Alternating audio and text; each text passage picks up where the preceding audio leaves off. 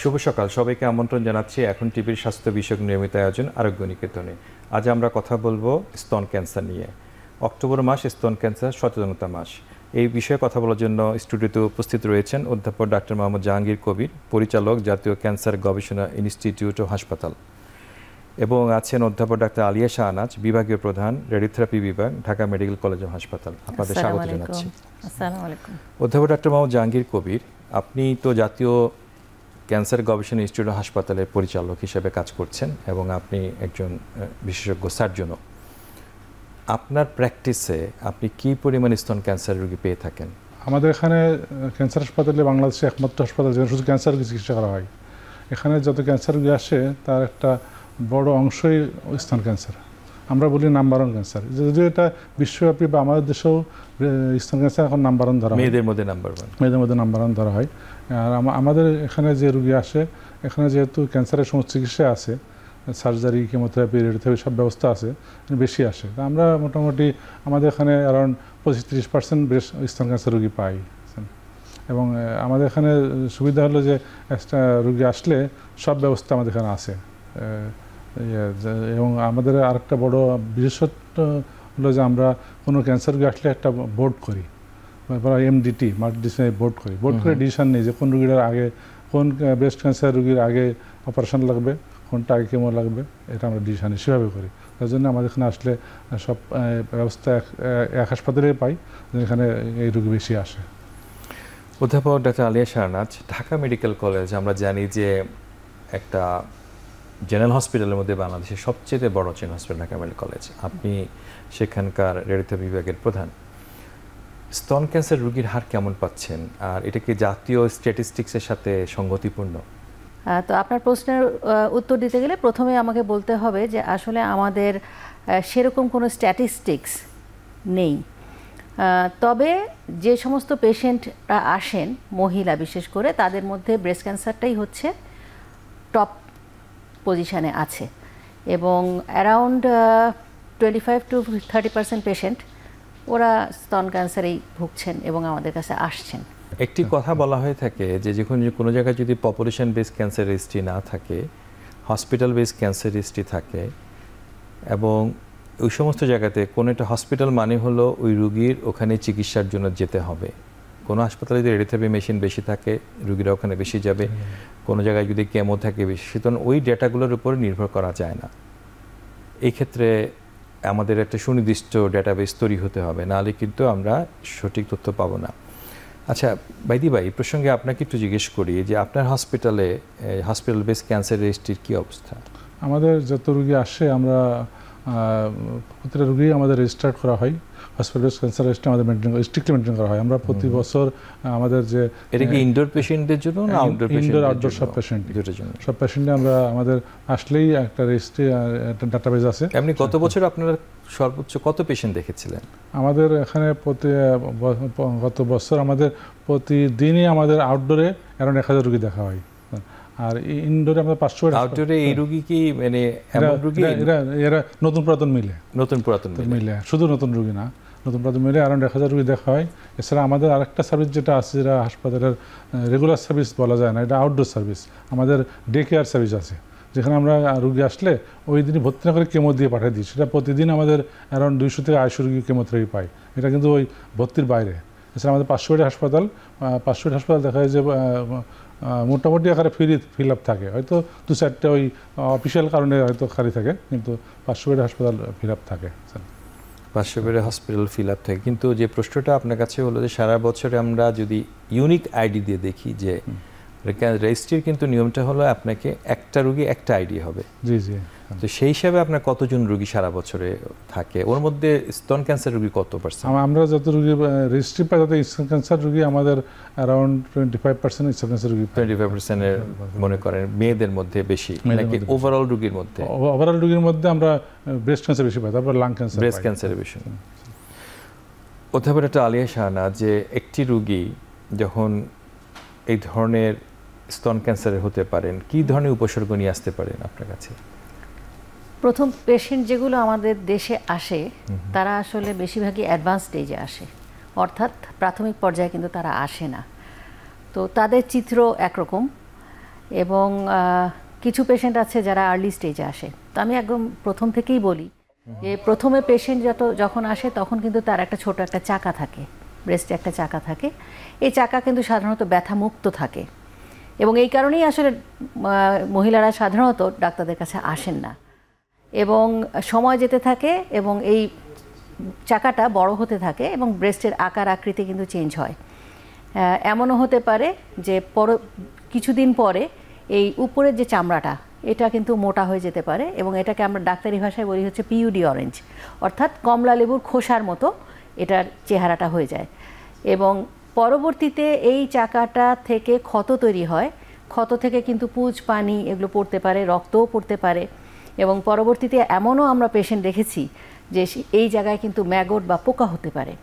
তো এটা আমি তো বললাম শুধু ব্রেস্টে একটা চাকার কথা, এছাড়া কিন্তু অনেক সময় দেখা যায় নিপুল থেকে ডিসচার্জ আসতে পারে, ওখান থেকে ব্লাড আসতে পারে এবং এই যে চাকাটা ব্রেস্টে যেটা আছে সেটা ছাড়াও কিন্তু বগলেও চাকা আসতে পারে এবং এমনও অনেক সময় পেশেন্ট আমরা দেখি যে বগলে চাকা এসছে কিন্তু ব্রেস্টে কিছু নাই। তখন সেই ক্ষেত্রে কিন্তু আমরা ক্লিনিক্যাল এক্সামিনেশনে যদি না পাই তখন আমরা এমআরআই করি এবং তখন কিন্তু দেখা যায় যে হ্যাঁ আছে। তো এগুলো হয়। আবার অনেকে কণ্ঠার যে উপরের যে জায়গাটা আছে সেখানেও কিন্তু লিম্ফ নোড যেটা সেটা বড় হতে পারে। এটা হলো যদি শুধু স্থানীয়ভাবে বা লোকালি অ্যাডভান্স যদি হয় তখন, কিন্তু যখন এটা ব্লাডে চলে যায় অথবা যখন লসিকা গ্রন্থিতে থেকে যে লসিকা যেটা নির্গত হয় সেটার সাথে মিশে যায় তখন কিন্তু এটা সারা শরীরে ছড়িয়ে যেতে পারে। যেমন ফুসফুসে ছড়িয়ে যদি যায় তাহলে রোগী কিন্তু ফুসফুসের সিমটম নিয়ে আসবে, যেমন কাশি হবে, কাশির সাথে রক্ত যাবে, যেই ফুসফুসে আক্রান্ত হচ্ছে সেদিকে কিন্তু তার মানে ব্যথা হবে সেই সাইডে, লিভারে গেলে জন্ডিস হবে, হাড়ে যদি যায় তাহলে সেই ক্ষেত্রে দেখা যাবে সেই হাড়ে কিন্তু প্রচণ্ড পেইন হচ্ছে এবং এই পেইনটা কিন্তু কোনোভাবেই কিন্তু কমবে না। এটাকে আমরা পেইন কিলার দিচ্ছি, ইঞ্জেকশন দিচ্ছি পেইনের, তারপরেও দেখা যাচ্ছে কমছে না। অর্থাৎ তার আসলে ওর যে বোনস যে হাড় সেখানেই কিন্তু ছড়িয়ে গেছে, সেখানে একমাত্র চিকিৎসা হচ্ছে রেডিওথেরাপি। আপনাকে ধন্যবাদ। জি আচ্ছা, উনি বললেন যে কোনো কোনো সময় চাকা বগলে পাওয়া যায় এবং এমন কি হতে পারে যে স্তনে কোনো চাকা নাই, শুধু বগলে চাকা আছে, এটা কি সম্ভব? জি ধন্যবাদ। এটা হতে পারে। এটা কি বলে তখন এটা কি বলে? এটাকে আমরা বলি যে তার ওই ইভলিউশনের মাধ্যমে ব্রেস্টের টিউমারটা হয়তো ছিল আগে, সেটা ইমিউনিটি দিয়ে ব্রেস্ট টিউমারটা তার ভ্যানিশ হয়ে গেছে কিন্তু তার মেটাস্টেজ আছে, এরকম একটা পার্সেন্টেজে পাই। কিছু ক্ষেত্রে পাই যে দেখা যায় লিম্ফ নোডে আমরা যেটাকে ওকাল প্রাইমারি বলি, ওটা কি আননোন প্রাইমারি, যেটা আননোন প্রাইমারি ব্রেস্টের টিউমারটা পাওয়া যাচ্ছে না, সেটা এমআরআই করে পাওয়া যায় না, হতে পারে অকাল প্রাইমারি পাওয়া যেতে পারে। সেক্ষেত্রে আমরা ওই লিম্ফ নোড টেস্ট করে দেখি যে এটা ব্রেস্ট টিস্যু আছে কিনা, বা কিছু আরও টেস্ট আছে, রিসেপ্টর স্ট্যাটাস আছে, ERP আর HER2 আমরা করি, পরে আমরা বুঝতে পারি যে এটা ব্রেস্ট থেকে আসছে।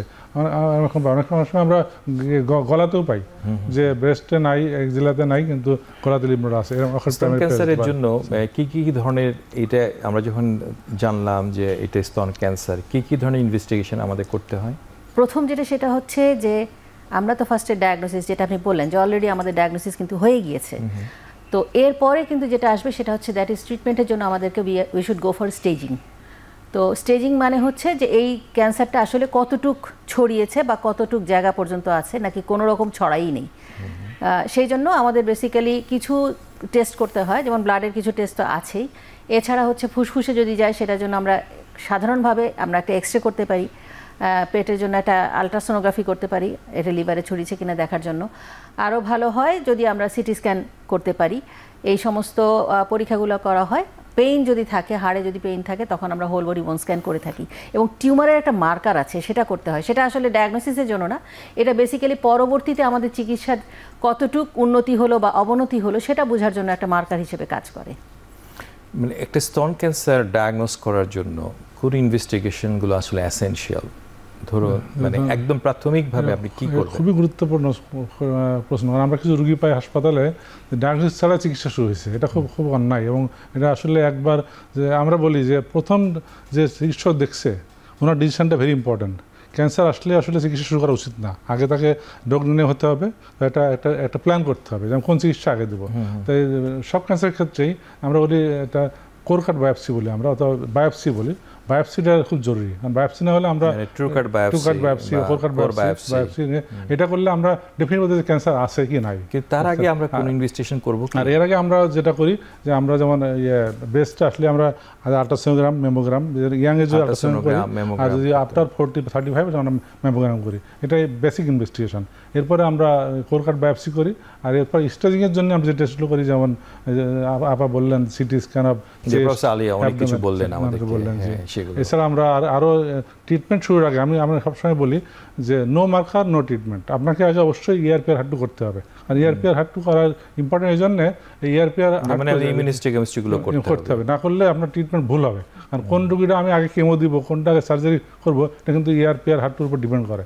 এই জন্য অবশ্যই ব্রেস্ট ক্যান্সারের ক্ষেত্রে যেমন কোর কাট ভেরি ইম্পর্টেন্ট, একইভাবে ERPR হার্ট টু করে না করে ট্রিটমেন্ট শুরু করা উচিত না। প্রফেসর আলিয়া, যে উনি যেটা বললেন ট্রু কাট বায়োপসি অথবা কোর বায়োপসিতে আসলে আমরা কি কি জিনিস দেখে থাকি মলিকুলার লেভেলে? কোর বায়োপসি যেটা অথবা ট্রু কাট বায়োপসি যেটা উনি বললেন, সেটা আসলে খুব ইম্পর্টেন্ট। তার মূল কারণ যেটা সেটা হলো যে এখান থেকে আমরা কিন্তু আসলে মলিকুলার টেস্টগুলো করে থাকি, এবং molecular test is very very important for the treatment of the patient, specially for the modern ট্রিটমেন্টের ক্ষেত্রে। এবং এই ক্ষেত্রে আমরা ERPR বলে একটা হরমোনের একটা ব্যাপার আছে, ইমিউনোহিস্টোকেমিস্ট্রি, হার্ট টু, এগুলো আমরা দেখে থাকি। Ki-67 দেখি, এটা প্রলিফারেশনের জন্য। Ki-67 যদি বেশি থাকে তখন প্রলিফারেশন, এটার জন্য দেখে থাকি। এবং এছাড়াও আমাদের কিছু আছে, যেমন TNBC-র ক্ষেত্রে আমরা আসলে মেটাস্টেটিক ওয়ার্কআপ করার জন্য তখন কিন্তু আমরা BRCA1 BRCA2 এটা আমরা দেখে থাকি, PD-L1, মানে জেনেটিক স্টাডিগুলো আমরা করে থাকি। জি, এগুলো আসলে আমাদের ট্রিটমেন্টের ক্ষেত্রে বিশেষ করে এই যে আমি যেটা বললাম যে একটা তো ERPR পজিটিভ কেসগুলো আছে, কিছু আছে TNBC কেস, অর্থাৎ ERPR পজিটিভ কোনোটাই না, দুইটাই negative. So that is TNBC বলা হয়, ট্রিপল নেগেটিভ ব্রেস্ট ক্যান্সার। জি, হার্ট টু, এখানে ERPR, এই তিনটাই ERPR হার্ট টু তিনটাই যখন নেগেটিভ হচ্ছে তখন সেটাকে বলা হচ্ছে ট্রিপল নেগেটিভ ব্রেস্ট ক্যান্সার। জি জি। মানে আর কোনো টেস্ট করব? আপনি যে মেটাস্টেটিক ওয়ার্কআপের জন্য কোনো টেস্ট আমরা করি, যে আর কোনো টেস্ট কি করবেন? মেটাস্টেটিক ওয়ার্কআপের জন্য তো আগে বলেছেন আর কিছু, আর পেট সিটি করা যেতে পারে, টোমোগ্রাফি আমরা করতে পারি। PET CT is very very important. এটা আর হোল বডি বোন স্ক্যান আমরা করতে পারি, যদি হোল বডি বোন স্ক্যানের কথা তো আগে বলেছি। জি, তাহলে এই টেস্টগুলো আসলে আর কিছু করা যায়? এছাড়া মলিকুলার টেস্ট করা, PIK3CA করা যেতে পারে। PIK3CA যেটা সেটা বলা হয়, এগুলো মলিকুলার স্টাডি। আরো কিছু কিছু মলিকুলার স্টাডি আছে যেগুলো হরমোন রেসিস্ট্যান্টের ক্ষেত্রে কাজ করে, ইভেন টেমক্সিফেন যে রেসিস্ট্যান্টে কাজ করে। আর কিছু এছাড়া জেনেটিক টেস্ট করা যেতে পারে, যে আসলে তার জেনেটিক ওই যে BRCA1 BRCA2 যেটা বললাম, জেনেটিক টেস্ট। না, ধরুন আপনার কাছে একটা ইয়াং একজন আসলেন, যে আমরা ইদানিং লক্ষ্য করেছি যে অনেক রোগী অল্প বয়সে আসে, সংখ্যা এখন বাড়ছে। সেক্ষেত্রে উচিত হলো তার ফ্যামিলি কাউন্সিলিং করা দরকার, ফ্যামিলির অন্য মেম্বারদেরও, তার বোন বা তার সিবলিং যারা, তাদের দেখা দরকার যে তাদের এই ইনফরমেশন কালেক্ট করতে হবে, BRCA2 করা দরকার, যে আসলে এগুলো তাদের BRCA1 BRCA2 মিউটেশন আছে কিনা দেখা দরকার। আমরা একটা বিরতি নিয়ে আবার আসছি।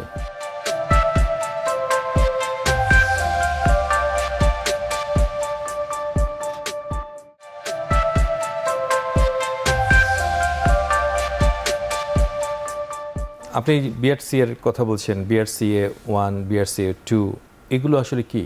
এগুলা তার জেনেটিক টেস্ট করা, যে এই যে BRCA1 BRCA2 মিউটেশন থাকে, তার chance of developing breast cancer অনেক বেশি। সেক্ষেত্রে আমরা breast cancer antigen 1, breast cancer antigen 2, ওগুলোর ক্ষেত্রে আমরা যদি দেখে থাকি, এগুলো এটা কি সম্পর্ক থাকে? এগুলো এই মিউটেশন থাকে, তার chance of breast cancer development অনেক বেশি। দেখা যায় যে এমন হতে পারে যে প্রোফাইলেক্টমি করা লাগবে। সাধারণত এটা কত পার্সেন্ট হতে পারে? এটা अराउंड 10 to 15%।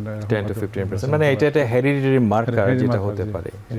এবং এক্ষেত্রে জেনেটিক ফ্যামিলি জেনেটিক কাউন্সিলিং করা যেতে পারে। তার অন্য মেম্বারদের আমরা টেস্ট করে দেখতে পারি, যে যদি ইয়াং বয়সে কোনো ব্রেস্ট ক্যান্সার রোগী আসে, BRCA1 BRCA2 পজিটিভ হয়, তার সেক্ষেত্রে আমরা তার অন্য মেম্বার দেখতে পারি। আবার BRCA2 হলেও, তারপরে আমরা কিন্তু কিছু কিছু ডায়াগনস্টিক কথা জানলাম, যে অধ্যাপক আলিয়া, যে জিনিসটা মডার্ন ম্যানেজমেন্টের জন্য প্রয়োজন, সেটা হলো যে molecular classification of breast disease বা ব্রেস্ট ক্যান্সার, সেটা কি কি আছে আপনি কি বলতে পারবেন একটু সহজ করে দর্শকদের? এই যেটা বললাম আমরা, যে মলিকুলার ক্লাসিফিকেশনের মধ্যে বেসিক্যালি আমাদের যেটা দরকার সেটা হচ্ছে যে আমার BRCA1 BRCA2 যেটার কথা বলা হলো বারবার, BRCA1 2, এটা হচ্ছে বেসিক্যালি আমাদের যেটা দরকার সেটা হচ্ছে এটা বংশগত কিনা, সেটা জানাটা আমাদের খুবই জরুরি। ঠিক আছে। আর নাম্বার 2 যেটা সেটা হচ্ছে যে ERPR1 ERPR যেটা স্ট্যাটাস, এই দুটো একটু আমাকে জানতে হবে, তার হরমোনাল স্ট্যাটাসটা তার কীরকম, কারণ এটার সাথে কিন্তু prognosis is very very important. কারণ ERPR যদি পজিটিভ হয় তাহলে কিন্তু সেই ক্ষেত্রে পেশেন্টটা কিন্তু ভালো থাকে। আর HER2 বলে একটা কথা আছে, HER2টা যদি স্ট্যাটাস এই ক্ষেত্রে যদি পজিটিভ থাকে, ইউজুয়ালি আগে বলা হতো যে HER2 পজিটিভ হলে এটা খারাপ, কিন্তু ইদানিং বলা হয় না, কারণ HER2 এর এগেনস্টে কিন্তু আসলে আমাদের ট্রান্সটুজুম্যাব বলে কিন্তু আমাদের একটা ওষুধ এসে গেছে। এবং এরপরে মেটাস্টেটিক ওয়ার্কআপের ক্ষেত্রেও কিন্তু যখন আমরা মেটাস্টেটিক ট্রিটমেন্ট দিচ্ছি তখনও কিন্তু অ্যাডোট্রান্সটুজুম্যাব অ্যান্ড আদার্স এগুলো কিন্তু চলে এসছে, ট্রান্সটুজুম্যাব এমট্রানসেন এগুলো সব চলে এসছে। সো এই ক্ষেত্রে এখন আর বলা হয় না, কিন্তু আগে এক সময় বলা হতো যে HER2 যদি পজিটিভ হয় তাহলে কিন্তু খারাপ। ঠিক আছে। আর আরেকটা জিনিস যেটা বলছিলাম যে Ki-67 যেটা আছে সেটা আসলে ইন্ডিকেট করে যে এটার প্রলিফারেশন বেশি হচ্ছে এই ব্রেস্টের ক্যান্সার সেলগুলোর। তো প্রলিফারেশন বেশি হওয়া মানেই কিন্তু আসলে খারাপ। সো যেই পেশেন্টের Ki-67 নাম্বারটা বেশি থাকবে তার মানে বোঝা যাবে যে তার অ্যাগ্রেসিভনেস টিউমারের অনেক বেশি। সো আমরা ট্রিটমেন্ট করলেও কিন্তু সেই ক্ষেত্রে বোঝা যাবে যে তাকে আসলে আরও বেশি মানে খুব স্ট্রিক্টলি তাকে ফলো করতে হবে এবং তার কিন্তু রিকারেন্স হওয়ার চান্সটা অনেক বেশি থাকবে। অধ্যাপক জাহাঙ্গীর, আপনি বাংলাদেশের একটি এলাকার মানুষ, যশোরের কোনো একটি এলাকার মানুষ, সারসার। তো ওই এলাকার কোনো রুগী যদি আপনি প্রত্যন্ত অঞ্চলেও, একটা প্রত্যন্ত অঞ্চল, ওই অঞ্চলগুলোতে রুগীগুলো কিন্তু দেখা যাচ্ছে যে অনেক দেরি করে আসে, ডায়াগনোসড হয় দেরি করে, স্টেজ আপ থাকে, কারণটা কি? দেখেন, এই ক্যান্সার রোগী তো আসলে হঠাৎ করে চিকিৎসা করা যায় না। এটা আমি আগে বলছিলাম যে আপনি ডায়াগনোস কনফার্ম করতে হবে, তারপর তার মলিকুলার টাইপিং যেটা আপনি বলছিলেন যে এই কোনটা লুমিনাল এ, লুমিনাল বি, আমরা যদিও এটা রুগীকে না জানা জরুরি না, কিন্তু আমাদের ডাক্তারে জানতে হবে যে আমরা এই টাইপিংগুলো করবো, করে একটা ভাগ করবো, তারপরে আমরা চিকিৎসা করবো। যে এখন এই চিকিৎসাগুলো আসলে ঢাকার বাইরে এখনো সব জায়গায় ডেভেলপ করে না, যদি কিছু করছে এখন বগুড়ায়। আমার যেটা প্রথম প্রশ্ন যে রুগীগুলো ডায়াগনোসিস ডিলে হয় কেন? ডিলে হয় যে একটা প্রথম যে আমাদের সচেতনতার অভাব। যেহেতু ক্যান্সার ইন জেনারেল ক্যান্সারে কোনো কমপ্লেন থাকে না, প্রাথমিক পর্যায়ে কোনো কমপ্লেন নাই, যার জন্য তারা এটাকে অত গুরুত্ব দেয় না। আর যেহেতু ব্যথাহীন পিণ্ড থাকে, সব ক্যান্সারই মোটামুটি সব ক্যান্সারই প্রাথমিক পর্যায়ে কোনো কমপ্লেন নাই। যেমন আমাদের একটা ফুডা হলে নয়, স্তনে তো অল্প চাকা, আমাদের মা বোনেরা এটা অত গুরুত্ব দেয় না বা লজ্জার জন্য বলে না, এটাও হতে পারে।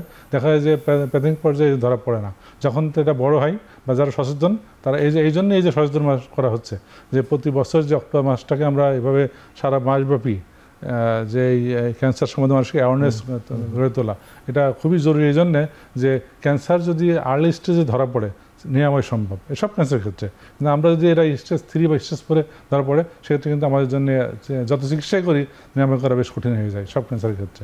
আর এই বাইরে বললে বাইরে সব আমরা অনেক রুগী পাই ক্যান্সার হাসপাতালে যে ওই অ্যাডভান্স স্টেজে আসে অথবা ম্যাল ট্রিটেড হয়ে আসে। ম্যাল ট্রিটেড বলতে যে হয়তো তার ডায়াগনোসিস কনফার্ম হয়নি, মনে করছে একটা সিম্পল চাকা, সে হিসেবে অপারেশন করে আসছে, যে অপারেশনটা তার ক্যান্সারের অপারেশন না, ওই আমরা ফাইব্রয়েড বলি আমাদের ভাষায়, যে ক্যান্সারবিহীনও কিছু চাকা হতে পারে, সেই চিকিৎসা করে আসে, যেটা আসলে ওই স্টেজিং করা হয় না, তারপর ট্রিটমেন্টটাও ইনঅ্যাডিকুয়েট হয়, তারপরে সে যখন চিকিৎসা তার পাওয়ার কথা সেইভাবে টাইম পায় না।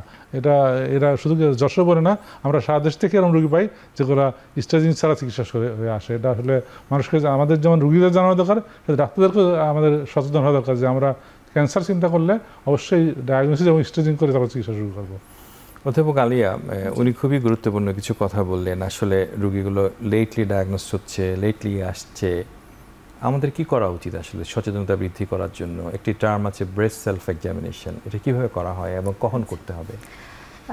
প্রথম কথা যেটা সেটা হচ্ছে যে কী করা উচিত, এটা আমি একটু আগে বলি। যে প্রথম কথা হচ্ছে মানুষকে সচেতন করতে হবে। মানুষ যদি না জানে তাহলে কিন্তু সচেতন হবে না, যার জন্য আমরা কিন্তু এই প্রোগ্রামগুলো প্রায় প্রতি বছরই করে থাকি, মানুষকে সচেতন করে থাকি। তো এই সেলফ এক্সামিনেশন সেটা স্ক্রিনিং পদ্ধতিদের মধ্যেই পড়ে। এবং ব্রেস্ট সেলফ এক্সামিনেশন সেটা হচ্ছে আসলে মাসের যে কোনো একটা দিন ফিক্স করে নেওয়া হয়। সাধারণত আমাদের মহিলাদের যেহেতু একটা মাসে একটা সমস্যা আছে, বা সমস্যা না বলবো, এটা সাধারণ ব্যাপারই, সেটার পরেই আমাদের মাসিকের পরপরই অনেকে নিজেই ব্রেস্টটা চেক করতে পারেন। আয়নার সামনে দাঁড়িয়ে আমাদের ব্রেস্টটাকে 4 ভাগে চিন্তা করে তারপরে হাত দিয়ে আমরা হাতের এই পাম্প, হাতের এই যে পাম্প আছে, এই পাম্পটা দিয়ে আমরা কিন্তু চেক করে নিতে পারি, নিজেরাই এটা চেক করা যায়। এবং এই স্ক্রিনিংটা ছাড়াও 40 বছর, এটা আসলে ইউজুয়ালি আমাদের মাসিকের পরে হলেই এটা ভালো হয়। মাসিকের 7 দিন পরে, জি, মাসিকের 7 দিন পরে হলেই সাধারণত, কেউ 5 দিন বলে, কেউ 7 দিন বলে। আমরা একটা কথা সবসময় বলে থাকি অনেক সময়, যে আমরা দেখেছি যে গোসলের সময় আয়নার সামনে দাঁড়িয়ে বিশেষ করে সাবান লাগানোর পরে দিলে চাকাটা খুব ভালোভাবে বোঝা যায়। হ্যাঁ, এটা ভালোভাবে বোঝা যায়। তো এখন সেটা হচ্ছে যে এই ব্রেস্ট সেলফ এক্সামিনেশন, অবশ্য এখন এটা নিয়ে কিছু দ্বিমত আছে, কারণ এখন অনেক সময় বলা হচ্ছে যে অনেকে আবার বুঝতে পারেন না, সেই জন্য ডাক্তারের কাছে যাওয়াটাই ভালো। তো এই কারণেই এটা সম্বন্ধে ইদানিং দ্বিমতের কথা বলা হচ্ছে। এবং স্ক্রিনিংটা আসলে 40 বছর বয়সের পর থেকেই কিন্তু স্ক্রিনিংটা করা হয়। ব্রেস্ট সেলফ এক্সামিনেশনের প্রস্তাবনাটা কিন্তু আমরা সবসময় বলি যে রিপ্রোডাক্টিভ এজ থেকে শুরু করার জন্য, পরপর থেকে শুরু করার জন্য। কারণটা হলো যে অনেক পেশেন্ট আছে, কোনো পেশেন্ট, ইভেন আমিও দেখেছি আমার প্র্যাকটিস লাইফে মেবি 10-15 ইয়ার্স ব্যাক, যে দেখা গেছে 18 বছরের মেয়েও আমার কাছে পেশেন্ট ছিল, ব্রেস্ট ক্যান্সারের পেশেন্ট ছিল। এরা সাধারণত ফাইব্রয়েডেডেমা নিয়েই আসে, কিন্তু তারপরেও কিন্তু অনেকেই আছে এর মধ্যে, অনেকেই কিন্তু এটা ফাইব্রয়েডেডেমা মনে করে। আমরা ডাক্তারও অনেক সময় মনে করি, যেটা উনি বলছিলেন যে ফাইব্রয়েডেডমা মনে করছেন, যদিও সায়েন্টিফিক্যালি 100% না গিভেন ইনফরমেশন দেয় না, কিন্তু তারপরও এটা স্ক্রিনিং করতে অনেক হেল্প করে। সবচেয়ে বড় কথা যে আপনি ব্রেস্ট সেলফ করে, তাহলে সে সন্দেহ করবে, তখন ডাক্তারের কাছে যাবে, কিন্তু আমরা সন্দেহ তো করছি না। আর একটা জিনিস আপনি খুব গুরুত্বপূর্ণ কথা বললেন, যে যদি সে রিপোর্টের আসতে শুরু করে, সে কিন্তু নিজের ব্রেস্ট সম্বন্ধে ধারণা পাবে। সে কিন্তু যদি প্রতি মাসে এই মাসিকের পরে দেখে, সে বুঝতে পারবে আমার ব্রেস্টটা এমন ছিল, চেঞ্জ হচ্ছে, তখন সে ডাক্তার কাছে যেতে পারবে। যদিও এটা সায়েন্টিফিক্যালি অত এস্টাবলিশ না, কিন্তু এটা আমাদের যেসব লো রিসার্চ, আমরা এখন স্ক্রিনিং প্রোগ্রাম শুরু করতে পারি নাই। আমাদের দেশে এখনো পপুলেশন বেস রেজিস্ট্রি হয় না। সেখানে যদি এটা করা হয়, এটা অবশ্যই কাজে লাগবে। সে যদি প্রতি মাসে একবার সে বাথরুমে যে সাবান দেওয়ার পরে মাসিকের 7 দিন পরে দেখে, সে কিন্তু নিজের বেশ সম্বন্ধে তার একটা তার হাতেই বুঝতে পারবে যে আমার তো গত মাসে এমন দেখছিলাম, এর একটু চেঞ্জ মনে হচ্ছে, তখন সে ডাক্তার কাছে যাবে। আমরা কিন্তু প্রচুর রোগী পাচ্ছি এখন 25 বছর 30 বয়সে সে ব্রেস্ট, যেগুলো কিন্তু স্ক্রিনের হাতে আসার সুযোগ নেই। এবং দেখা যাচ্ছে যে এইসব পেশেন্টের যে ফ্যামিলি হিস্ট্রিও কিন্তু নাই, আমরা প্রচুর পেশেন্ট পাচ্ছি এখন, কেন জানি না। অনেক ক্যান্সার এখন আর্লি স্টেজ আছে। আর সবচেয়ে দুঃখজনক হলো, যে কোনো ক্যান্সার, বেশিরভাগ ক্যান্সার আর্লি স্টেজ মানে অ্যাগ্রেসিভ। আর্লি স্টেজ মানে সেটা সে কেন এইটাই আর্লি এজে একটা রিস্ক ফ্যাক্টর হয়ে দাঁড়াচ্ছে। আচ্ছা, আপনার কাছে আমরা অন্য একটা প্রশ্নতে যাই, যে সাধারণত স্তন ক্যান্সারের যে পেশেন্টগুলো আমরা পাই, যেগুলো তো চিকিৎসা বাংলাদেশে হয়, তো বাংলাদেশে হলে যদি কোন রোগীগুলোকে আপনারা শল্য চিকিৎসা করে থাকেন? ধন্যবাদ। যে আমরা আসলে স্তন ক্যান্সারে আমরা বলি যে প্রথমে তো একটা MDT হয়, মাল্টি ডিসিপ্লিনারি মিটিং হয়, সেখানে আমরা ডিসিশন নিই যে কোনটা অপারেশন আগে করবো, কোনটা পরে করবো। তবে সাধারণত বলা যায় যে অধিকাংশ ক্যান্সারেই, ব্রেস্ট ক্যান্সারেই অপারেশন লাগে। তবে স্টেজ 1, 2, 3 ক্ষেত্রে আমরা স্টেজ 1, এটা ডিপেন্ড করে আবার এই রিসেপ্টরের উপরে, আমি এইভাবে ঢালাভাবে বলে কিন্তু ভুল বলা হবে।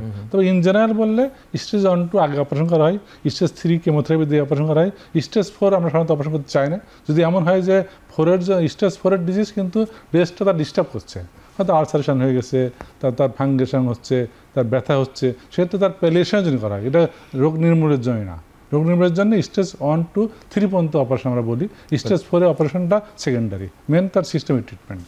মানে আমরা যেটা একটা বলি ব্রেস্ট কনজারভেটিভ সার্জারি, যেটাকে বলি, এটা কি জিনিস? এটা খুব গুরুত্বপূর্ণ প্রশ্ন এই সময়ের জন্য। এখন আমরা বলি যে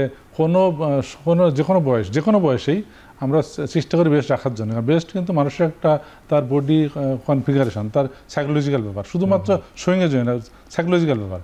এই জন্য আমরা সাধারণত এখন স্টেজ 1, 2 তো সব রোগীই এই ব্রেস্ট কনজারভেটিভ সার্জারি, যেটা বলি যে ব্রেস্ট রেখে টিউমারটা ফেলে দেওয়া। আমরা উদাহরণ এভাবে দিই যে আঙুলের ক্যান্সার হয়েছে, আপনি তো এখান থেকে ফেলবেন না, আপনি আঙুলটা ফেলবেন। এখন এক সময় ছিল ব্রেস্ট ক্যান্সার মানে একদম মাংস টাংস সব ফেলে দেওয়া, হল স্টেটের যুগ।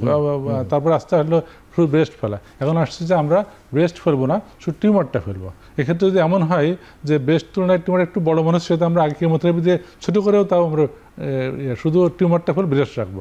আর একটা একজেলার ক্ষেত্রে আরও গুরুত্বপূর্ণ আসছে, একজেলা এক সময় যে একজেলা লিম্ফনোডের ছড়ে যাওয়ার ভয়ে একজেলার সব লিম্ফনোড ফেলে দেওয়া হতো।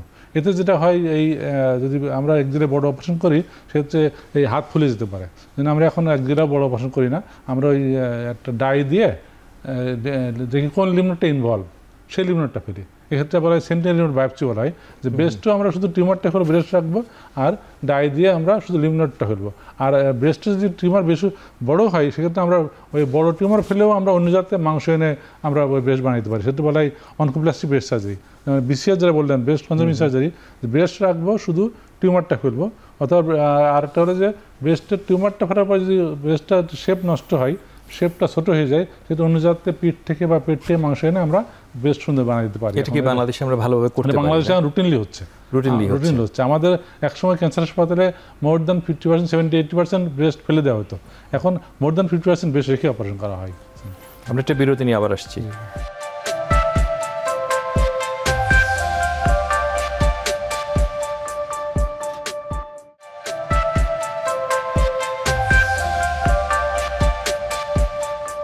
আমরা একটু আগে শুনেছি যে ব্রেস্টের শল্য চিকিৎসা সম্পর্কে এবং ভালো শল্য চিকিৎসা বাংলাদেশে হয়, এবং কেমোথেরাপি, রেডিওথেরাপি, এগুলোর কি অবস্থা? এইসব চিকিৎসা বাংলাদেশে হয়, কেমন হয়? জি, বাংলাদেশে এখন chemotherapy, radiotherapy, immunotherapy, target therapy, hormone therapy, সব ধরনের চিকিৎসাই কিন্তু বাংলাদেশে আছে। এবং মডার্ন টেকনিক, যেটা মডার্ন টেকনিক অ্যাপ্লাই করে, যেমন আমরা রেডিওথেরাপিও দিচ্ছি, কেমোথেরাপির বেলায়ও কিন্তু সমস্ত ভালো ভালো ওষুধগুলো কিন্তু বাংলাদেশেই আছে। রোগীদের প্রায়শই প্রশ্ন থাকে যে কেমোথেরাপিগুলো কি আমরা ঠিকমতো দেওয়া হচ্ছে কিনা, কেমোথেরাপি দেওয়ার প্রক্রিয়াটা কি, এবং এটা কোনো সাইড পার্শ্ব প্রতিক্রিয়া আছে নাকি? আচ্ছা, কেমোথেরাপি যেটা আসলে আমরা দিয়ে থাকি সেগুলো তো আসলে পেশেন্টরা অত বোঝে না। এই যে ডোজের ক্যালকুলেশনগুলো তো আর পেশেন্ট বুঝবে না, সেটা আমরা নিজেরাই ক্যালকুলেট করি, এবং এটা একটা স্যালাইনের মাধ্যমে স্যালাইনের মধ্যে মিশিয়ে দেওয়া হয়, দিয়ে তারপর একটা নির্দিষ্ট ডোজ রেটে, এটাকে ইনফিউশন পাম্প বলে, ইনফিউশন পাম্পের মাধ্যমেই কিন্তু নির্দিষ্ট রেটে, যার জন্য যেই ওষুধের জন্য যেই রেট, সেই রেটেই কিন্তু পেশেন্টের শরীরে এটা প্রয়োগ করা হয়। এবং সেকেন্ড যেটি সেটা হচ্ছে যে রেডিওথেরাপির কথা আপনি বলছিলেন, রেডিওথেরাপি যেটা, কেমোথেরাপি নিয়ে আমার একটা প্রশ্ন আছে। রোগীরা জিজ্ঞেস করেন আজকাল যে টার্গেট থেরাপি, আবার জিজ্ঞেস করেন ইমিউনোথেরাপি, এসবের কোনো রোল আছে নাকি? হ্যাঁ, অবশ্যই অবশ্যই আছে, এবং এগুলো আসলে বেসিক্যালি স্টেজের সাথে একটু আলাদা করে বলতেন যে কোন পেশেন্টটাকে আমরা ইমিউনোথেরাপি বা অ্যান্টিবডি থেরাপি দেই, কোন ধরনের পেশেন্টকে আমরা ইমিউনোথেরাপি অফার করতে পারি? প্রফেসর জাহাঙ্গীর যেটা বলছিলেন যে আসলে আমরা ইমিউনোহিস্টোকেমিস্ট্রি যে টেস্টটা করে থাকি, সেটার মাধ্যমে কিন্তু আসলে আমাদের ERPR, HER2 স্ট্যাটাস, এগুলো কিন্তু আমরা দেখে থাকি, এবং এর মাধ্যমে কিন্তু যেমন ERPR পজিটিভ যদি হয়, HER2 নেগেটিভ হয়, এটা এক ধরনের পেশেন্ট। আবার আরেকটা যদি কোনোটাই নেগেটিভ না বা পজিটিভ না হয়, সবই যদি নেগেটিভ হয়, তাহলে আরেক ধরনের পেশেন্ট। তো এগুলো ভাগ আছে, এবং এই হিসাবে কিন্তু আসলে, এবং তার সাথে সাথে শুধু কিন্তু এই যে মলিকুলার টেস্ট সেটা কিন্তু না, মলিকুলার টেস্টের সাথে সাথে কিন্তু আমাদের আবার আমরা BRCA1, BRCA2 এর কথা যেটা বলছিলাম, সেটাও কিন্তু আমাদের করে নিতে হয়। PD-L1 টেস্ট, এটা আবার বিশেষ করে TNBCর ক্ষেত্রে কিন্তু BRCA1, BRCA2, TNBC, এবং এর সাথে সাথে কিন্তু staging is very very important, কারণ সব স্টেজে কিন্তু সব ওষুধ দেওয়া যাবে না। এবং এখন যেটা হচ্ছে যে কোনো কোনো ক্ষেত্রে আমরা কিন্তু যখন একটু মানে পেশেন্টের একদম আর্লি স্টেজ না হয়, খুবই আর্লি স্টেজ হলে সাধারণত আমরা বলি সার্জারি করে ফেলতে, কিন্তু তার থেকে যদি আর একটু পেশেন্ট, যেহেতু আমরা সাধারণ মানুষের জন্য বলছি, কাজে কথাটা আমি এভাবে বলবো যে একদম সামান্য একটা টিউমার যদি থাকে, তাইলে আমরা সার্জারির কথা বলি, কিন্তু তার থেকে যদি একটু বড় হয়, তাহলে সেই ক্ষেত্রে কিন্তু আমরা নিউঅ্যাডজুভেন্ট কেমোথেরাপি বা নিউঅ্যাডজুভেন্ট কেমোথেরাপি বা টার্গেট থেরাপি, এগুলো কিন্তু আমরা দিয়ে থাকি। আমি একটু বোঝার জন্য আর কি, নিউঅ্যাডজুভেন্ট মানেটা কি? নিউঅ্যাডজুভেন্ট মানে আসলে জিনিসটা হচ্ছে যে ব্রেস্ট ক্যান্সারের জন্য আসল ট্রিটমেন্টটা কি? আসল ট্রিটমেন্ট কিন্তু সার্জারি, ডেফিনিটিভ ট্রিটমেন্ট। তো সার্জারির আগে যে ট্রিটমেন্টটা দেওয়া হবে সেটাকে নিউঅ্যাডজুভেন্ট ট্রিটমেন্ট বলে। সো সার্জারির আগে আমরা কিন্তু অনেক সময় কেমোথেরাপি দিয়ে থাকি, অনেক সময় আমরা কিন্তু যেমন ইমিউনোথেরাপি দিয়ে থাকি, পেমব্রোলিজুম্যাব, এখন কিন্তু সারা পৃথিবীতে এসে গেছে। আমি একটু বোঝার জন্য যে কিছু দর্শকরা যাতে বুঝতে পারেন সহজ করে, যে নিউঅ্যাডজুভেন্ট কেমোথেরাপি বলতে আপনি বোঝাচ্ছেন যে কিছু ক্যান্সারের ওষুধ আমরা দিব, সেটা দিব অপারেশনের আগে দিব। জি জি জি, সেগুলো আমরা দিতে পারি। হ্যাঁ, তো ওগুলো আগে দিতে পারি, তারপর অপারেশন করতে পারি, তারপর আবার হয়তো লাগতে পারে। কিন্তু এটা এক এক রোগীর জন্য এক এক রকম হতে পারে, এবং এক এক স্টেজের উপর ডিপেন্ড করে। আমরা রোগীরা একটা জিজ্ঞাসা করেন যে আমরা অনেক রোগী ইদানিং পাচ্ছি HER2 রিসেপ্টর পজিটিভ। জি জি, ওগুলোতে কি চিকিৎসা দেওয়া হয়? HER2 রিসেপ্টর পজিটিভ হলে সাধারণত আমরা ট্রান্সটুজুম্যাব দিয়ে থাকি। তো এটা কিন্তু এটা আসলে বেসিক্যালি এটা মনোক্লোনাল অ্যান্টিবডি। এই মনোক্লোনাল অ্যান্টিবডিগুলো বাংলাদেশে পাওয়া যায়, ইভেন বাংলাদেশেও কিন্তু মানে ওটা কাজ কি, ওটা কিভাবে কাজ করে? এটা আসলে বেসিক্যালি যেটা সেটা হচ্ছে মনোক্লোনাল অ্যান্টিবডি যেগুলো ইউজুয়ালি আমাদের শরীরে থাকে। সো এই যে যখন আমরা এই ড্রাগটা দিচ্ছি তখন এটা বাইন্ড করে ওটার সাথে, এবং বাইন্ড করে তারপরে দেখা যায় যে অন্য কাজগুলো করতে দিচ্ছে না। সাথে আপনি বলতে যাচ্ছেন এগুলো শরীরে থাকে, কোথায় থাকে শরীরে? এটা রিসেপ্টরে থাকে। কোন রিসেপ্টরে? ক্যান্সার সেলের রিসেপ্টরে। ক্যান্সার সেলের রিসেপ্টরে থাকে, ওখানে এই অ্যান্টিবডি গুলো বাইন্ড করে, অ্যান্টিবডির সাথে ওরা বাইন্ড করে, ওখানে ওগুলোকে ক্যান্সার কোষগুলোকে ধ্বংস করে দেয়। তার মানে একটা মনোক্লোনাল অ্যান্টিবডি আমাদের দেশে পাওয়া যায় অনেক আগে থেকেই, এটা অনেক আগে থেকে চিকিৎসাটা চলছে কিন্তু। জি, এটা একটা গুরুত্বপূর্ণ বিষয়। আপনি আরেকটা ইমিউনোথেরাপির কথা বলছিলেন, যে PD-1 এর কথা বলছিলেন, যে পেমব্রোলিজুমের কথা বলছিলেন, ওটা কোন সময় ব্যবহার করে? পেমব্রোলিজুম সাধারণত TNBC-র কেসগুলোতেই ব্যবহার করা হয়, এবং TNBC মানে হলো ট্রিপল নেগেটিভ ব্রেস্ট ক্যান্সার। এটা সাধারণত দেখা যায় যে হ্যাঁ, যেটা বললাম ER/PR HER2 এটা তিনটাই যদি নেগেটিভ থাকে তখন এটা, এবং এটা সাধারণত সেটা সার্জারির আগে এবং সার্জারির পরে দুই সময় কিন্তু ইউজ করা হয়। TNBC এর ক্ষেত্রে কি আমরা সার্জারি আগে করি না পরে? না, TNBC সার্জারির আগেও দেওয়া হয়। সার্জারি আগেই দেওয়া হয়, পরেও দেওয়া হয়, পরেও দেওয়া হয়, আগেও দেওয়া হতে পারে। অনেকে বলে থাকেন যে ট্রিপল নেগেটিভ ব্রেস্ট ক্যান্সার খুবই একটা অ্যাগ্রেসিভ ডিজিজ, এবং এর 50%-এর বেশি পেশেন্ট মারা যাওয়ার ঝুঁকি থাকে। তো এই ক্ষেত্রে এই রোগীগুলোর প্রতি কি আলাদা যত্ন নেওয়ার প্রয়োজন আছে? হ্যাঁ, অবশ্যই। অ্যাগ্রেসিভ পেশেন্ট যেহেতু অ্যাগ্রেসিভ, মানে টিউমার যেহেতু অ্যাগ্রেসিভ, সো সেই ক্ষেত্রে তো অবশ্যই আলাদা করে একটু এটাকে যত্ন করতে হবে। এবং একটু আগে আপনি বলছিলেন যে HER2 পজিটিভ কেসগুলো, যদি এগুলোর ক্ষেত্রে ট্রিটমেন্ট কি নিউরোজুমেন দেওয়া হয় নাকি মানে আগে দেওয়া হয়, অপারেশনের আগে কি দেওয়া হয়? অনেক সময় দেওয়া হয়। HER2 ক্ষেত্র মানে অপারেশনের আগেও দেওয়া হতে পারে। তার মানে এগুলো একটা গুরুত্বপূর্ণ বিষয়, কিন্তু হাই রিস্ক পেশেন্টগুলো ট্রিটমেন্ট প্ল্যানের কিন্তু নিউরোজুমেন ট্রিটমেন্টগুলো আগে দেওয়ার একটা রোল আছে। এবার শুধু তাই না, আপনারা মনে করেন লিভ নোড যদি চলে আসে সেই ক্ষেত্রেও কিন্তু আসলে এই জিনিসগুলো, তার মানে আমরা পেমব্রোলিজুমের কথা বললাম, অনেকগুলো গুরুত্বপূর্ণ কথা আপনি বলেছেন।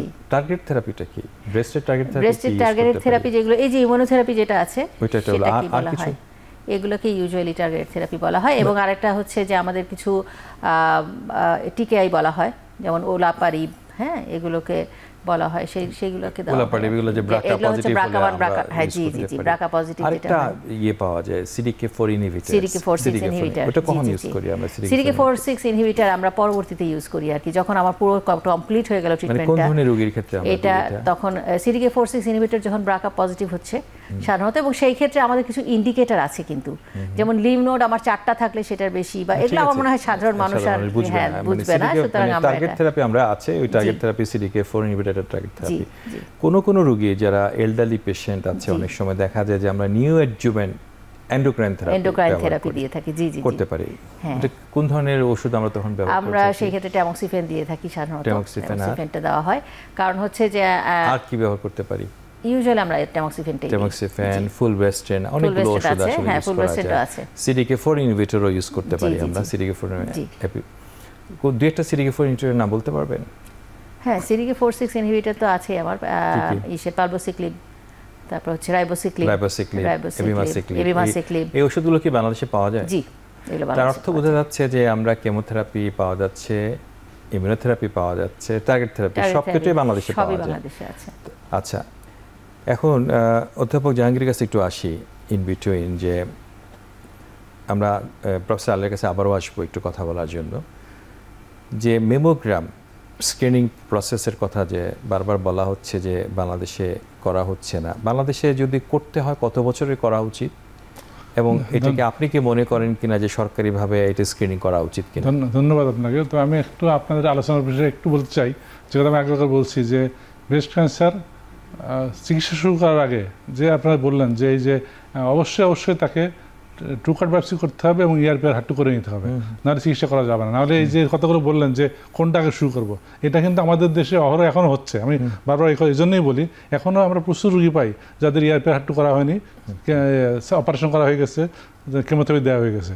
এই জন্য এটা আমাদের রুগীদের যে বোঝাতে হবে, ডাক্তারদেরকে বোঝাতে হবে যে আমাদের চিকিৎসা শুরু করার আগে breast cancer ট্রুকাট biopsy ER/PR HER2 করে নিতে হবে, তাছাড়া চিকিৎসা শুরু করা যাবে না। আর স্ক্রিনিং এর জন্য ম্যামোগ্রাম কি করা উচিত? কথা বললেন, এই ম্যামোগ্রাম আসলে এটা ডিপেন্ড করে ব্রেস্ট ডেনসিটির উপরে। তো ইউজুয়ালি আফটার 40 ম্যামোগ্রাম করলে আমরা ডিজিজ পেতে পারি। পৃথিবীর দেশে দেশে এটা আলাদা, ইউরোপে ইউকেতে 35 ইয়ার্স এর কথা বলে, আবার দেখা যায় কোন রোগীর আছে 35ও ম্যামোগ্রাম, ওটা ডাক্তার বুঝতে পারবে যে তার ডেনসিটি কেমন। যদি হাই ডেন্স হয় তাহলে ম্যামোগ্রাম আসলে বোঝা যায় না। আমরা একটা বিরতি নিয়ে আবার আসছি।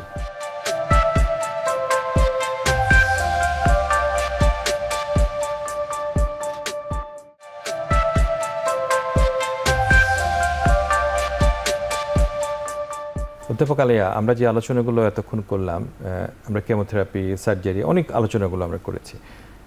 এখন বিকিরণ চিকিৎসা বলে একটা চিকিৎসা আছে। জি জি। তো বিকিরণ চিকিৎসাটা বা রেডিয়েশন থেরাপিগুলো কিভাবে দেওয়া হয় এবং কি কি ধরনের পদ্ধতি আছে, ওগুলো কি বাংলাদেশে অ্যাভেলেবেল আছে কিনা? ধন্যবাদ আপনাকে। রেডিওথেরাপি যেটা, সে সব রকম চিকিৎসাই বাংলাদেশে আছে এবং মোস্ট মডার্ন টেকনিক যেগুলো, সেগুলোর মাধ্যমেও কিন্তু কি ধরনের মেশিন লাগে, এটা আমরা কি ধরনের মেশিন আছে আমাদের? এগুলো সাধারণত আমাদের বাংলাদেশে লিনাক মেশিন আছে, লিনিয়ার এক্সেলারেটর মেশিন আছে, তারপর হচ্ছে ট্রু বিম মেশিন আছে, one sort of linear accelerator machine. এগুলো দিয়েই সাধারণত দেওয়া হয়ে থাকে। তো সরকারিভাবে আসলে যেটা বলবো সেটা হচ্ছে সাধারণত আমরা লিনিয়ার এক্সেলারেটরই এই মুহূর্তে সরকারিভাবে ওইটাই আছে। এবং রোগীরা, আমাদের দেশের রোগীরা কিন্তু বেসরকারি, বিদেশে কিন্তু বেসরকারি প্রতিষ্ঠানে যায়, তারা আসলে সর্বোচ্চ সেবা পেতে চায়। এটা সরকারে থাকুক আর বেসরকারি থাকুক, তাকে কিন্তু বেসরকারি থাকলেও তাকে কিন্তু সর্বোচ্চ সেবা লাগবে, কিন্তু সে চাইবে। কিন্তু তো সেক্ষেত্রে আপনার আর কি কি ধরনের পদ্ধতি আমরা ব্যবহার করি এখানে, কি কি বলে এগুলোকে বেসিক্যালি যেটা, সেটা হচ্ছে 3D CRT, 3D conformal radiotherapy, IMRT, intensity modulated radiotherapy, এই দুটাই মেইনলি হয়। এবং আর ভিম্যাট, আর ভিম্যাট, এইগুলাই মেইনলি হয়। একটি কথা প্রায় বলে থাকে যে আগে রেডিওথেরাপি দিতে 30 দিন লাগতো, 25 দিন দিত, 5 দিন দিত, 30 দিন দিত। এখন বেশিরভাগ ক্ষেত্রে 15 দিন দেয়। কেউ কেউ বলছে যে না, এটা 5 দিনও দেওয়া সম্ভব। বিষয়গুলো কি? প্রথম কথা যেটা, সেটা হচ্ছে যে বাংলাদেশে আগে যারা আমরা প্র্যাকটিস করতাম বা এখনো অনেকেই যেটা করেন, সেটা হচ্ছে যে লম্বা সময় 25 দিনেরটাই সবাই মোটামুটি ফলো করে। কিন্তু এখন দেখা যাচ্ছে যে পৃথিবীতে অনেক জায়গাতেই ট্রায়ালের মাধ্যমে কিছু এস্টাবলিশড হয়েছে যে সেটা হচ্ছে যে 15 দিনের মধ্যেই কিন্তু এটা কমপ্লিট করা যায়। এবং অনেক ক্ষেত্রে এখন বলা হচ্ছে, একদম লেটেস্ট যেটা, সেটা হচ্ছে 5 দিনের মধ্যেই শেষ করা যায়। তো বাংলাদেশে আমরা কিন্তু এখন এই জিনিসগুলো প্র্যাকটিস করছি এবং আমরা রেজাল্ট ভালোই পাচ্ছি। অর্থাৎ এখন কিন্তু আগের মতো ওই 25 দিন ধরে ট্রিটমেন্ট দেওয়ার কিন্তু দরকার পড়ছে না। তাতে আরেকটা হলো 5 দিনে কি দেওয়া সম্ভব? 5 দিনে দেওয়া, অবশ্যই 5 দিনে দেওয়া সম্ভব। এটা এখন অনেকেই করছেন। খুব যে একটা প্র্যাকটিস হচ্ছে তা না, কিন্তু তারপরেও ফাস্ট ফরওয়ার্ড টেকনিকে এটা করা হচ্ছে, 5 দিনে শেষ করা যাচ্ছে। তাতে তো রোগীদের জন্য আর্থিকভাবে রোগীরা, আমি তো মনে করি সরকারি হাসপাতালগুলোতে এগুলো চালু করা উচিত। এই ক্ষেত্রে আমার খুব একটা মেসেজ যে দেখেন, আমাদের দেশে যত মেশিন থাকা উচিত সেই ধরনের খুবই কম আছে। গভর্নমেন্ট সেক্টরে আমার জানা মতে এখন 2-3 মেশিন থেকে 300 মেশিন থাকা দরকার। হ্যাঁ, অনেকটি থাকা উচিত। সেখানে আমাদের আছে, গভর্নমেন্টে 2টা আছে, ক্যান্সার হাসপাতালে একটা আছে, সাভারে 3টা মেশিন আছে। মেডিকেল বিশ্ববিদ্যালয় যদিও গভর্নমেন্ট বলে, কিন্তু ফুল গভর্নমেন্ট না। যেমন আমরা সিএমএইচ আছে একটা, এরকম আছে যেটা যে কথাগুলো বলেছেন, সাভারটাও অ্যাকচুয়ালি অটোনোমাস, ফুল গভর্নমেন্ট না। ট্রু গভর্নমেন্ট বলে 2টা আছে। যদি কথা বললেন যে হাইপোফ্র্যাকশনেটেড, যে 25 দিন যায় 15 দিন, 15 দিনে 5 দিন, এটা করতে পারলে খুবই লাভ হবে। স্বায়ত্তশাসিত প্রতিষ্ঠানটি কিন্তু সরকারি প্রতিষ্ঠান। জি জি, মানে এটা করতে পারলে খুবই লাভ হবে। এটা সরকারি আইন দ্বারা নিয়ন্ত্রিত। যেহেতু আমাদের মেশিনের সংখ্যা কম, আমাদের যা থাকা উচিত তার 1/10 আছে বলা যায়, 1/10 বা 15% আছে। এই জন্য যদি এই হাইপোফ্র্যাকশনেটেড যারা 25 দিনে যায় 15 দিন, 15 দিনে 5 দিন করতে পারলে আমার মনে হয় রোগীদের খুবই লাভ হবে, রোগীরা খুবই উপকৃত হবে। কারণ একটা রোগী আসতে এই 25 দিন যাবো ঢাকা শহরে থাকা অনেক কষ্ট। মেডিকেল বিশ্ববিদ্যালয়ে ধরেন আমার ডিপার্টমেন্টে বা ক্লিনিক্যাল অনকোলজি ডিপার্টমেন্টে আমরা কিন্তু চেষ্টা করছি ফাস্ট ফরওয়ার্ড, মানে এগুলো নির্ভর করবে যে আমরা আসলে ইন্ডিকেশন ওয়াইজ হচ্ছে কিনা জিনিসগুলো, কারণ প্রপার ট্রিটমেন্ট হতে হবে। আমরা প্রায়শই দেখতে পাই যে জাতীয় ক্যান্সার গবেষণা ইনস্টিটিউটও বা অন্যান্য জায়গাতেও আমরা দেখতে পাচ্ছি যে আমাদের এখানেও, মানে মেডিকেল ইউনিভার্সিটিতেও কিন্তু আগে আমি আসার আগে যে প্র্যাকটিসটা, গত 2 মাস আগে থেকে আমি যে প্র্যাকটিসটা দেখতে পাচ্ছিলাম, সেটা হলো যে রেডিওথেরাপির লাইন হতো 4 মান্থস সিরিয়াল, রোগীদেরকে ইন বিটুইন অন্য চিকিৎসা দিয়ে দেওয়া হচ্ছে। জি জি, কিন্তু স্ট্যান্ডার্ড অফ কেয়ারে থাকতে হবে। স্ট্যান্ডার্ড অফ কেয়ারে বাইরে যাওয়া যাবে না। স্ট্যান্ডার্ড অফ কেয়ারে যেটা করতে পারছি না দেখে এটা করব, যেহেতু আমাদের কাছে কোনো ট্রায়াল নাই, অধিকার হরণ করা হচ্ছে।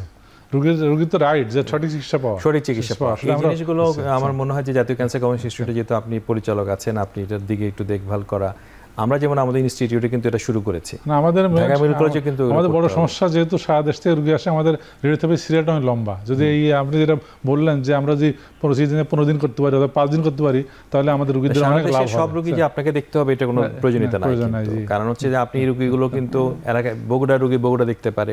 আমরা সেটাই বলি, আমরা কিন্তু সেটাই বলি যে আপনার যেমন বগুড়াতে টিএমএসএস আছে, সিরাজগঞ্জে আছে, এরকম যান, কিন্তু দেখা যায় তারপরেও যে চাপ আসে। এটা আপনি কি এটা মনে করেন যে সরকারের উচিত হলো যে এই সমস্ত জায়গাতে ব্যয় সাশ্রয় করার জন্য রেডিওথেরাপির একটা মূল্য নির্ধারণ করা দিবে কিনা সরকার? এটা তো পলিসিগত ব্যাপার। এটা আমরা মনে করি যে মানুষের তো শিক্ষা চিকিৎসা মৌলিক অধিকার, এটা করা তো খুবই জরুরি। যেমন আমাদের হাসপাতালে বা গভর্নমেন্ট হাসপাতালে রেট কিন্তু অনেক কম, সেক্ষেত্রে প্রাইভেটে এটা অনেক বেশি। হ্যাঁ, তাদের ইনভেস্টমেন্ট অনেক বেশি, ঠিক, কিন্তু ইনভেস্টমেন্ট বেশি তো এই জন্য ওদের পক্ষে খুব ডিফিকাল্ট হয়। এটা আসলে একতরফা বললে হবে না, সবাই মিলে বসে এটা করতে হবে। একটা লজিক্যাল একটা বড় কথা হলো যে মেশিন বাড়াতে হবে। যে সংখ্যায় মেশিন আছে এই সংখ্যাতে আসলে কঠিন। এই ক্ষেত্রে কি আপনি কি মনে করেন না যে সরকারের পাবলিক প্রাইভেট পার্টনারশিপে যাওয়া উচিত এবং মেশিনগুলো প্রাইভেট সেক্টরে গেলে মেশিনের উপরে অনেক ভ্যাট পড়ে, অনেক ভ্যাট আসে, অনেক ট্যাক্স আসে, কিন্তু প্রচুর ট্যাক্স আসে, এবং মানে আবার কিন্তু গভর্নমেন্ট থেকে কোনো লোনও নাই, সফট লোন নাই, কোনো কিছু নাই। তো এই পরিস্থিতিতে আপনি কি মনে করেন না যে বেসরকারি খাত ছাড়া সরকারকে এককভাবে এগুলো সমাধান করতে পারবে না? কারণ দেখেন এখন পর্যন্ত কিন্তু হেলথ সেক্টর একটা বড় অংশ প্রাইভেট সেক্টরে চলছে। আমরা গভর্নমেন্ট সেক্টরে যা চিকিৎসা হয়েছে তার চেয়ে বেশি অংশ কিন্তু প্রাইভেট সেক্টরে চলছে, এটা অস্বীকার করার সুযোগ নেই। কিন্তু তারপরেও গভর্নমেন্ট রাখতে হবে, কারণ সব মানুষ তো প্রাইভেট চিকিৎসা করতে পারবে না, তাই জন্য গভর্নমেন্টের একটা অবশ্যই থাকতে হবে। গভর্নমেন্টকে এস্টাবলিশ করতে হবে, গভর্নমেন্টকে জোরদার করতে হবে। কিন্তু অনেক ধন্যবাদ আপনাকে। ডক্টর আলিয়া, মানে সর্বশেষ প্রশ্ন, আপনি এক লাইনে যদি কিছু বলেন। আমি এক লাইনে খালি একটা কথাই বলবো, সেটা হচ্ছে ঢাকা মেডিকেল কলেজে কিন্তু কোনো লিনিয়ার অ্যাক্সিলারেটর মেশিন নাই, যেটা আপনারা বলছিলেন বারবার, এবং আমি নিজেও চাই ব্রেস্ট ক্যান্সারের পেশেন্টদের আসলে 5 দিনের মধ্যেই কিন্তু ট্রিটমেন্টটা দেওয়া উচিত, কিন্তু এই মডার্ন মানে মেশিনটা কিন্তু ঢাকা মেডিকেল কলেজে নাই।